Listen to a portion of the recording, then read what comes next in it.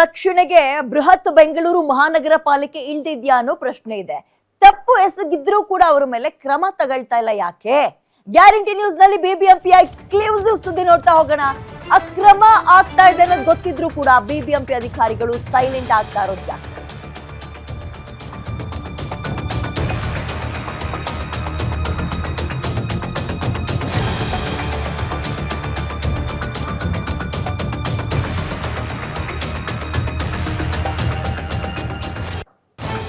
ಬಿಬಿಎಂಪಿಯಲ್ಲಿ ಆಗ್ತಿರೋ ಕರ್ಮಕಾಂಡವನ್ನ ನಿಮ್ಮ ಮುಂದಿಡುವ ಪ್ರಯತ್ನವನ್ನ ನಾವು ಮಾಡ್ತೀವಿ. ಅಕ್ರಮ ಅಂತ ಒಪ್ಕೊಂಡಿದ್ರು ಸೈಲೆಂಟ್ ಆಗಿದ್ದಾರೆ. ಬಿಬಿಎಂಪಿ ಜಿಬಿಎ ಆದ್ಮೇಲೆ ತಪ್ಪು ಮಾಡಿದವರಿಗೆ ಶಿಕ್ಷೆ ಆಗುತ್ತಾ? ಹಾಗಾದ್ರೆ ಬಿಬಿಎಂಪಿ ವ್ಯಾಪ್ತಿಯಲ್ಲಿ ಸುಮಾರು 9,736 ಸ್ವತ್ತುಗಳಿಗೆ ಅಕ್ರಮವಾಗಿ ಎ ಖಾತಾ ಕೊಟ್ಟಿದ್ದಾರಂತೆ. ಅಕ್ರಮ ಮುಚ್ಕೊಳ್ಳೋಕೆ ಎ ಖಾತಾದಿಂದ ಬಿ ಖಾತಾ ನಿಯಮ ಜಾರಿಗೆ ತಂದ್ರ. ಅಕ್ರಮ ಎ ಖಾತಾ ನೀಡಿದ್ರಿಂದ ಬಿಬಿಎಂಪಿಗೆ ಕೋಟ್ಯಾಂತರ ರೂಪಾಯಿ ನಷ್ಟ ಆಗಿದೆ. ಅಕ್ರಮದ ಬಗ್ಗೆ ಅವರಿಗೆ ಗೊತ್ತಿದೆ, ವರದಿ ರೆಡಿ ಇದೆ, ಆದ್ರೂ ಕ್ರಮ ಯಾಕೆ ತಗೊಂಡಿಲ್ಲ? ಬಿಬಿಎಂಪಿ ವಿಶೇಷ ಆಯುಕ್ತರ ಮೌನಕ್ಕೆ ಕಾರಣವಾದ್ರು ಏನು? ಮೌನಂ ಸಮ್ಮತಿ ಲಕ್ಷಣಂ ಅಂತಾರಲ್ಲ, ಹಂಗೆ ಆಗಿದೆ ಅಂತ ಒಪ್ಕೊಳ್ತಾ ಇದ್ದೀರಾ ನೀವು? ಯಾವ್ಯಾವ ವಲಯದಲ್ಲಿ ಎಷ್ಟೆಷ್ಟು ಅಕ್ರಮ ಏಕಾತ ಕೊಡ್ಲಾಗಿದೆ? ಗ್ಯಾರಂಟಿ ನ್ಯೂಸ್ ಬಳಿ ವಲಯವಾರು ಅಕ್ರಮ ಏಕಾತ ಕೊಟ್ಟಿರುವ ಪಟ್ಟಿಯನ್ನೇ ಇಡ್ತಾ ಹೋಗ್ತೀವಿ. ಯಾಕೆ ಬಿಬಿಎಂಪಿ ಕಣ್ಣಿದ್ದು ಕುರುಡಾಗಿದೆ? ಯಾರನ್ನ ಮೆಚ್ಚಿಸೋಕ್ ಹೊರಟಿದ್ದೀರಿ? ನಿಮಗೆ ಕೋಟಿ ಕೋಟಿ ನಿಮ್ಮ ಬೊಕ್ಕಸಕ್ಕೆ ನಷ್ಟ ಆದ್ರೂ ಸುಮ್ಮನಿರೋದು ಯಾಕೆ? ನಿಮಗೆ ಇದರಿಂದ ಬರ್ತಾ ಇರುವ ಆದಾಯ ಅಥವಾ ಅನುಕೂಲ ಏನು ಗಮನಿಸ್ತಾ ಇದ್ದೀರಾ? ಯಾವ್ಯಾವ ವಲಯ? ಬೊಮ್ಮನಹಳ್ಳಿ, ರಾಜರಾಜೇಶ್ವರಿ ನಗರ, ಮಹಾದೇವಪುರ, ದಾಸರಳ್ಳಿ, ಹಾಗೆ ಬೆಂಗಳೂರು ದಕ್ಷಿಣ, ಬೆಂಗಳೂರು ಪೂರ್ವ, ಒಟ್ಟು 8 ವಲಯಗಳೇನಿದ್ದಾವೆ. ಎಲ್ಲ ಕಡೆಯಲ್ಲೂ ಕೂಡ ಈ ಖಾತಾ ಅಕ್ರಮ ಆಗಿರೋದು ನಿಜ.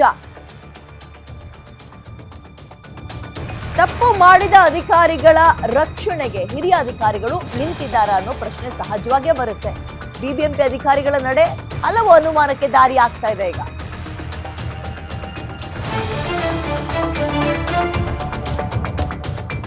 ಅಕ್ರಮ ಏಕಾತ ನೀಡಿದವರನ್ನ ರಕ್ಷಣೆ ಮಾಡ್ತಾ ಇರೋದು ಯಾರು? ಹಾಗಾದ್ರೆ ಬಿಬಿಎಂಪಿ ಕಂದಾಯ ಇಲಾಖೆ ಅಧಿಕಾರಿಗಳ ವಿರುದ್ಧ ಇನ್ನು ಕ್ರಮ ಯಾಕೆ ತಗೊಂಡಿಲ್ಲ? ಸಕ್ರಮ ಏಕಾತ 45,133 ಅಕ್ರಮ ಏಕಾತ ಕೊಟ್ಟಿದ್ದು 9,736 ಸ್ವತ್ತುಗಳಿಗೆ. ಬೊಮ್ಮನಹಳ್ಳಿ ವಲಯದಲ್ಲಿ ಅತಿ ಹೆಚ್ಚು ಅಕ್ರಮ ಏಕಾತ ಕೊಡಲಾಗಿದೆ. RR ನಗರ ವಲಯದಲ್ಲೂ ಕೂಡ ಹೌದು. ಇದೀಗ ಅಕ್ರಮ ಬೆಳಕಿಗೆ ಬಂದು 2 ವರ್ಷಗಳಾದ್ರೂ ಕೂಡ ಇನ್ನೂ ಕ್ರಮವನ್ನ ತಗೊಂಡಿಲ್ಲ.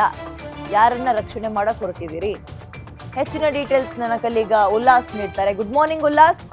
ಈ ಖಾತಾ ಅಕ್ರಮ ಆಗಿದೆ ಅಂತ ಗೊತ್ತಿದ್ರು, ಬಿಬಿಎಂಪಿಗೆ ಕೋಟ್ಯಾಂತರ ರೂಪಾಯಿ ನಷ್ಟ ಆಗಿದೆ ಅಂತ ಗೊತ್ತಿದ್ರು, ಬಾಯಿ ಮುಚ್ಕೊಂಡು ಕೂತಿರೋದು ಯಾಕೆ? ಯಾರನ್ನ ರಕ್ಷಣೆ ಮಾಡಕ್ ಹೊರಟಿದ್ದಾರೆ? ಇದರಿಂದ ಅವರಿಗಾಗೋ ಅನುಕೂಲ ಏನು? ಉಲ್ಲಾಸ್, ಡೀಟೇಲ್ಸ್ ಕೊಡೋದಾದ್ರೆ. ಬಿಬಿಎಂಪಿ ವ್ಯಾಪ್ತಿಯಲ್ಲಿ ಅಕ್ರಮವಾಗಿ ಎ ಖಾತಾವನ್ನ ನೀಡಲಾಗ್ತಿದೆ ಅನ್ನುವಂತ ಒಂದು ಆರೋಪ ಸಾಕಷ್ಟು ಕೇಳಿಬಂದಿತ್ತು. ಇದಕ್ಕೆ ಪೂರಕ ಎನ್ನುವಂತೆ ಈ ಹಿಂದೆ ಈಗ ಸದ್ಯಕ್ಕೆ ಆಡಳಿತಾಧಿಕಾರಿ ಆಗಿರುವಂತಹ ತುಷಾರ್ ಗಿರಿನಾಥ್ ಹಿಂದೆ ಬಿಬಿಎಂಪಿಯ ಮುಖ್ಯ ಆಯುಕ್ತರಾಗಿದ್ರು. ಅವರು ಕಂದಾಯ ಇಲಾಖೆಯ ವಿಶೇಷ ಆಯುಕ್ತರಾಗಿರುವಂತಹ ಮುನೀಶ್ ಮೋದ್ಗಿಲ್ ಅವರಿಗೆ ಒಂದು ಸೂಚನೆಯನ್ನ ಕೊಡ್ತಾರೆ. ಬಿಬಿಎಂಪಿ ವ್ಯಾಪ್ತಿಯಲ್ಲಿ ಸುಮಾರು 8 ವಲಯಗಳಿದಾವೆ. 8 ವಲಯಗಳಲ್ಲಿ ಯಾವ್ಯಾವ ವಲಯಗಳಲ್ಲಿ ಅಕ್ರಮವಾಗಿ ಎ ಖಾತಾವನ್ನ ನೀಡಲಾಗಿದೆ ಅನ್ನುವಂತಹ ಒಂದು ವರದಿಯನ್ನ ಕೊಡಿ ಅಂತ ಹೇಳಿ ಒಂದು ಸೂಚನೆಯನ್ನ ಕೊಡ್ತಾರೆ. ಅದ್ರ ಬೆನ್ನಲ್ಲೇ ವಿಶೇಷ ಆಯುಕ್ತರು ಒಂದು ವರದಿಯನ್ನ ಸಿದ್ಧಪಡಿಸ್ತಾರೆ. ಆ ಒಂದು ವರದಿಯ ಪ್ರಕಾರ 9,736 ಅಂದ್ರೆ ಬಿಬಿಎಂಪಿ 8 ವಲಯಗಳಲ್ಲಿ 9,736 ಅಕ್ರಮವಾಗಿ ಎ ಖಾತಾವನ್ನ ನೀಡಲಾಗಿದೆ ಅನ್ನುವಂತ ಒಂದು ವರದಿಯನ್ನ ಸಿದ್ಧಪಡಿಸ್ತಾರೆ. ವರದಿ ಸಿದ್ಧಪಡಿಸಿ 2 ವರ್ಷ ಆದ್ರೂ ಕೂಡ ಬಿಬಿಎಂಪಿಯ ಕಂದಾಯ ಇಲಾಖೆಯಲ್ಲಿ ಕೆಲಸ ಮಾಡ್ತಾ ಇರುವಂತಹ ಅಧಿಕಾರಿಗಳ ವಿರುದ್ಧ ಯಾಕೆ ಕ್ರಮ ಕೈಗೊಳ್ತಾ ಇಲ್ಲ ಅನ್ನುವಂತ ಒಂದು ಪ್ರಶ್ನೆ ಇದೀಗ ಉದ್ಭವ ಆಗ್ತದೆ. ಅದರಲ್ಲೂ ಪ್ರಮುಖವಾಗಿ ಬೊಮ್ಮನಹಳ್ಳಿ ಮತ್ತೆ ರಾಜರಾಜೇಶ್ವರಿ ನಗರ ವಲಯದಲ್ಲೇ ಅತಿ ಹೆಚ್ಚು ಅಕ್ರಮವಾಗಿ ಎ ಖಾತಾವನ್ನ ನೀಡುವಂತಹ ಕೆಲಸವನ್ನ ಅಧಿಕಾರಿಗಳು ಅಂದ್ರೆ ಕಂದಾಯ ಇಲಾಖೆ ಅಧಿಕಾರಿಗಳು ಮಾಡಿದ್ದಾರೆ. ಹೀಗಿದ್ರು ಕೂಡ ಅಂದ್ರೆ ಯಾವ್ಯಾವ ವಲಯದಲ್ಲಿ ಯಾವ್ಯಾವ ವಾರ್ಡ್ ನಲ್ಲಿ ಎಷ್ಟೆಷ್ಟು ಅಕ್ರಮವಾಗಿ ಖಾತಾವನ್ನು ನೀಡಲಾಗಿದೆ ಅನ್ನುವಂತಹ ವರದಿ ಇದ್ರೂ ಕೂಡ ಯಾಕೆ ಅಂತಹ ಅಧಿಕಾರಿಗಳ ಭ್ರಷ್ಟ ಅಧಿಕಾರಿಗಳ ವಿರುದ್ಧ ಕ್ರಮವನ್ನ ಕೈಗೊಂಡಿಲ್ಲ ಅನ್ನುವಂತ ಒಂದು ಪ್ರಶ್ನೆ ಇದೀಗ ಜನಸಾಮಾನ್ಯರು ಮಾಡ್ತಿದ್ದಾರೆ. ಅದ್ರ ಜೊತೆಗೆ ಈಗ ಸೆಪ್ಟೆಂಬರ್ 2ನೇ ತಾರೀಕಿಂದ ಬಿಬಿಎಂಪಿ ಹೆಸರು ಅಂದ್ರೆ ಮರುನಾಮಕರಣ ಆಗಿ ಇದು ಗ್ರೇಟರ್ ಬೆಂಗಳೂರು ಅಥಾರಿಟಿ ಆಗುತ್ತೆ. ಈಗ ಅಕ್ರಮವನ್ನ ಮಾಡಿರುವಂತಹ ಅಧಿಕಾರಿಗಳೇನಿದ್ದಾರೆ ಅವರು ಜಿಬಿಎ ವ್ಯಾಪ್ತಿಗೆ ಬರ್ತಾರೆ. ನೇರವಾಗಿ ವಿಶೇಷ ಆಯುಕ್ತರ ವಿರುದ್ಧ ಯಾವುದೇ ರೀತಿಯಾದಂತಹ ಒಂದು ಕ್ರಮವನ್ನ ಕೈಗೊಳ್ಳಿಕ್ಕೆ ಸಾಧ್ಯ ಆಗೋದಿಲ್ಲ. ಒಂದ್ ವೇಳೆ ಅವರ ವಿರುದ್ಧ ಕ್ರಮವನ್ನ ಕೈಗೊಳ್ಬೇಕು ಅಂತಂದ್ರೆ ಜಿಬಿಎ ಅಧ್ಯಕ್ಷರ ಅನುಮತಿಯನ್ನ ಪಡಿಬೇಕಾಗುತ್ತೆ. ಯಾಕೆಂತಂದ್ರೆ ಜಿಬಿಎ ಸಂಪೂರ್ಣವಾಗಿ ಉಸ್ತುವಾರಿಯನ್ನ ಜಿಬಿ ಅಧ್ಯಕ್ಷ ಯಾರಿದ್ದಾರೆ ಅಂದ್ರೆ ಮುಖ್ಯಮಂತ್ರಿ ಸಿದ್ದರಾಮಯ್ಯನವರು ಅವರು ಅಧೀನದಲ್ಲಿ ಬರುತ್ತೆ. ಸೊ ಅವರು ಅನುಮತಿಯನ್ನ ಕೊಡಬೇಕಾಗುತ್ತೆ. ಎಲ್ಲೋ ಒಂದು ಕಡೆ ಬಿಬಿಎಂಪಿ ಜಿಬಿ ಆಗಿ ಮರುನಾಮಕರಣ ಆಗುವ ಒಳಗಡೆನೆ ಅವ್ರ ವಿರುದ್ಧ ಕ್ರಮವನ್ನು ಕೈಗೊಳ್ತಾರೆ ಅನ್ನುವಂತ ಒಂದು ನಿರೀಕ್ಷೆ ಮಾಡಲಾಗಿತ್ತು. ಆದ್ರೆ ಇವೆಲ್ಲವೂ ಕೂಡ ಹುಸಿಯಾಗಿರುವಂತದ್ದು. ಇನ್ನ 3-4 ದಿನಗಳ ಒಳಗಡೆನೆ ಬಿಬಿಎಂಪಿ ಹೆಸರು ಇತಿಹಾಸ ಪುಟ ಸೇರುತ್ತೆ. ಸೊ ಈಗ ಭ್ರಷ್ಟಾಚಾರವನ್ನ ಮಾಡಿರುವಂತಹ ಕೋಟಿ ಹಣವನ್ನ ತಮ್ಮ ಜೇಬಿಗೆ ಇಳಿಸ್ಕೊಂಡಿರುವಂತಹ ಭ್ರಷ್ಟ ಎಆರ್ಒಗಳ ವಿರುದ್ಧ, ಅಂದ್ರೆ ಕಂದಾಯ ಇಲಾಖೆ ಅಧಿಕಾರಿಗಳ ವಿರುದ್ಧ ಯಾವುದೇ ರೀತಿಯಾದಂತಹ ಒಂದು ಕ್ರಮವನ್ನ ಕೈಗೊಳ್ತಿರುವಂತದನ್ನು ನೋಡ್ತಾ ಹೋಗೋದಾದ್ರೆ ಎಲ್ಲೋ ಒಂದ್ ಕಡೆ ವಿಶೇಷ ಆಯುಕ್ತರ ಮೇಲೆ ಬೇರೆ ಯಾವ್ದೋ ರಾಜಕೀಯ ಪ್ರಭಾವ ಬೀರ್ತಾ ಇದೆ ಅನ್ನುವಂತಹ ಒಂದು ಅನುಮಾನನೂ ಕೂಡ ಮೂಡ್ತಾ ಇದೆ. ಅದರಲ್ಲೂ ಬೊಮ್ಮನಹಳ್ಳಿ ವಲಯದಲ್ಲಿ ಸುಮಾರು 4,000ಕ್ಕೂ ಹೆಚ್ಚು ಅಕ್ರಮವಾಗಿ ಎ ಖಾತಾವನ್ನು ನೀಡಲಾಗಿದೆ. ಹಾಗೆಯೇ ರಾಜರಾಜೇಶ್ವರಿ ನಗರ ವಲಯದಲ್ಲಿ 3,000ಕ್ಕೂ ಹೆಚ್ಚು ಅಕ್ರಮವಾಗಿ ಎ ಖಾತಾವನ್ನು ನೀಡಲಾಗಿದೆ. ಹೀಗಿದ್ರೂ ಕೂಡ ಯಾಕೆ ಬಿಬಿಎಂಪಿ ಅಧಿಕಾರಿಗಳ ವಿರುದ್ಧ, ವಿಶೇಷ ಆಯುಕ್ತರ ವಿರುದ್ಧ ಯಾವ್ಯಾವ ವಲಯದಲ್ಲಿ ಎಷ್ಟಾಗಿದೆ, ಯಾವ್ಯಾವ ವಾರ್ಡ್ಗಳಲ್ಲಿ ಎಷ್ಟಾಗಿದೆ ಅನ್ನುವಂತಹ ಮಾಹಿತಿ ಇದೆ. ಆ ಅಧಿಕಾರಿಗಳನ್ನ ಪತ್ತೆ ಹಚ್ಚಿ ಅವ್ರ ವಿರುದ್ಧ ಕ್ರಮವನ್ನ ಕೈಗೊಳ್ಳಬೇಕು ಅಂತಂದ್ರೆ ಯಾಕೆ ಮೌನ ವಹಿಸಿದ್ದಾರೆ ಅನ್ನುವಂತಹ ಒಂದು ಪ್ರಶ್ನೆ ಜನಸಾಮಾನ್ಯರು ಮಾಡ್ತಿದ್ದಾರೆ. ಇದ್ರ ಜೊತೆಗೆ ಈಗ 2 ವರ್ಷ ಆಗಿದೆ, ಈ ವರದಿ ಸಿದ್ಧಪಡಿಸಿ 2 ವರ್ಷ ಆಗಿದೆ.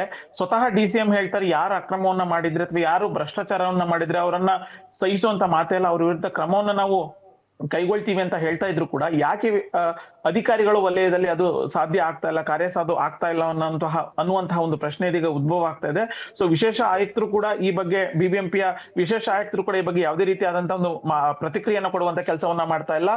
ಅದು ಮುಖ್ಯ ಆಯುಕ್ತರ ಗಮನಕ್ಕೆ ನಾವು ತಂದಿದ್ದೀವಿ, ಅವರು ಈ ಬಗ್ಗೆ ತೀರ್ಮಾನವನ್ನ ಕೈಗೊಳ್ತಾರೆ ಅನ್ನುವಂತಹ ಒಂದು ಮಾತನ್ನ ಹಾರಿಕೆ ಉತ್ತರವನ್ನ ಕೊಡ್ತಾ ಇರುವಂತದನ್ನು ನೋಡ್ತಾ ಹೋಗೋದಾದ್ರೆ ಉದ್ದೇಶ ಪೂರ್ವಕವಾಗಿನೇ ಭ್ರಷ್ಟ ಅಧಿಕಾರಿಗಳನ್ನ ರಕ್ಷಿಸುವಂತ ಕೆಲಸ ಆಗ್ತಾ ಇದೆ ಅನ್ನುವಂಥದ್ದು ಸ್ಪಷ್ಟವಾಗಿ ಗೊತ್ತಾಗ್ತಾ ಇದೆ. ವಿದ್ಯಾ, ಧನ್ಯವಾದ ಉಲ್ಲಾಸ್ ಡೀಟೇಲ್ಸ್ಗೆ.